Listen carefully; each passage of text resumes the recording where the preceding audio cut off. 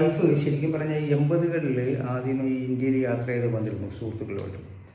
അപ്പോൾ അവർ ശരിക്കും പറഞ്ഞാൽ ആലപ്പുഴ യാത്ര ചെയ്ത സമയത്ത് ഇങ്ങനെ അവരൊരു മനസ്സിലൊരു സ്പന്ദനം പോലെ തോന്നി, എനിക്ക് ആലപ്പുഴ താമസിക്കണമെന്നൊരു മനസ്സുകൊണ്ടിരുന്നു. പക്ഷെ അത് അവർ ആരും പറഞ്ഞിട്ടങ്ങ് പോയി. ഞങ്ങളങ്ങനെ 92 ആദ്യ സമയത്ത് കാണുകയും 97 ഞങ്ങളുടെ ജീവിതം ഒരുമിച്ചാകുകയും അങ്ങനെ ഞങ്ങൾ 99 കല്യാണം കഴിക്കാൻ ജർമ്മനിയിൽ താമസിക്കുകയും. അല്ല, അപ്പോൾ സാറ് വൈഫിനെ കാണുന്നത് ജർമ്മനി ചെന്നിട്ടാണോ? ഞാൻ ഇവിടെ 92 കാണുന്നത്.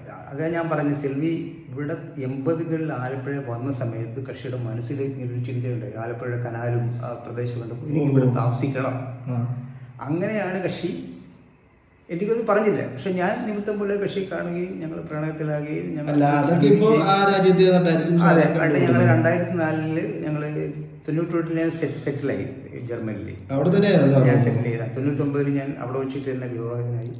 അങ്ങനെ ഞങ്ങൾ ആലപ്പുഴ ഞങ്ങൾക്കൊരു കക്ഷികൾ അങ്ങനെ നമുക്ക് കേരളത്തിലൊരു സ്ഥലം വാങ്ങാം. അങ്ങനെയാണ് ഞങ്ങൾ ഇങ്ങനെ ആലപ്പുഴ തന്നെ നോക്കാമെന്ന് വിചാരിച്ചു. ഇങ്ങനെ പല സ്ഥലം കണ്ടു. ഈ സ്ഥലം കണ്ടപ്പോൾ അതിന് പുറകിൽ കുറച്ച് ബിയോട്ടോപ്പ് മരങ്ങളൊക്കെ ഞാൻ കാണിച്ചു തരാം.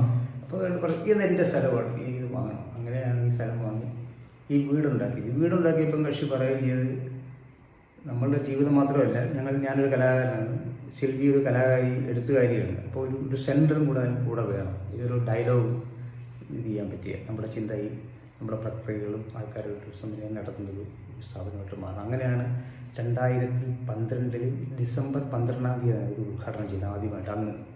പക്ഷേ 6-7 വർഷം നല്ലപോലെ റൺ ചെയ്ത് പോയി. അതിനുശേഷം പല കാരണങ്ങളായത് മുടങ്ങി. പിന്നെ എൻ്റെ വൈഫിൻ്റെ മരണശേഷം ഈ കഴിഞ്ഞ ഏപ്രിൽ 13 സെൽവിയുടെ 70ാം ബർത്ത്ഡേ ആയിരുന്നു. അന്നാണ് റീ ഓപ്പൺ ചെയ്തത്. മന്ത്രി പ്രസാദൊക്കെ ഒന്ന് ഉദ്ഘാടനം ചെയ്തിട്ടുണ്ട്. പ്രസാദ്, പിന്നെ നമ്മുടെ 2 MLA-മാർ, പിന്നെ നമ്മുടെ കലാകാരന്മാരെല്ലാവരും വന്നിട്ടുണ്ട്. പ്രത്യേകിച്ച് ബോസും പല ആൾക്കാരും ഇവിടെ വന്നിരുന്നു ആ സമയത്ത്. അങ്ങനെ വളരെ സജീവമായി പോകുന്നു.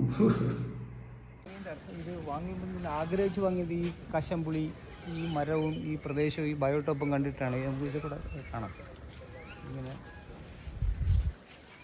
ഈ പ്രദേശം ഇത് കണ്ട് ഇഷ്ടപ്പെട്ടിട്ടാണ് കൃഷി സ്ഥലം വാങ്ങുന്നത് തന്നെ. അങ്ങനെ അതിൻ്റെ ആ ഇഷ്ടപ്പെട്ട സ്ഥലത്ത് തന്നെയാണ് കക്ഷി ഇപ്പം റെസ്റ്റ് ചെയ്യുന്നത്.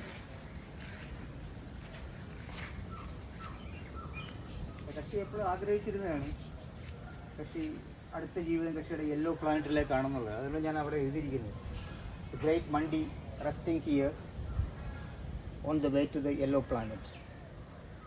കക്ഷി പറയും, ഈ ജീവിതത്തിൻ്റെ എന്താ പറയുക, സങ്കടങ്ങളോ അല്ലെങ്കിൽ ഇതിൻ്റെ അവിടെ പോയി ഈ ഭൂമിയിലുള്ളൊരു യാതനയുണ്ടല്ലോ പലതരം, അതില്ലാതൊരു യെല്ലോ പ്ലാനറ്റിലാണ് കക്ഷി എപ്പോഴും ഒരു പുതിയ ജീവിതവും സ്വപ്നം കണ്ടത്.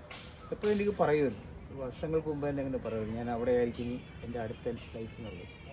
കക്ഷിയുടെ ഒരു ഇമാജിനറി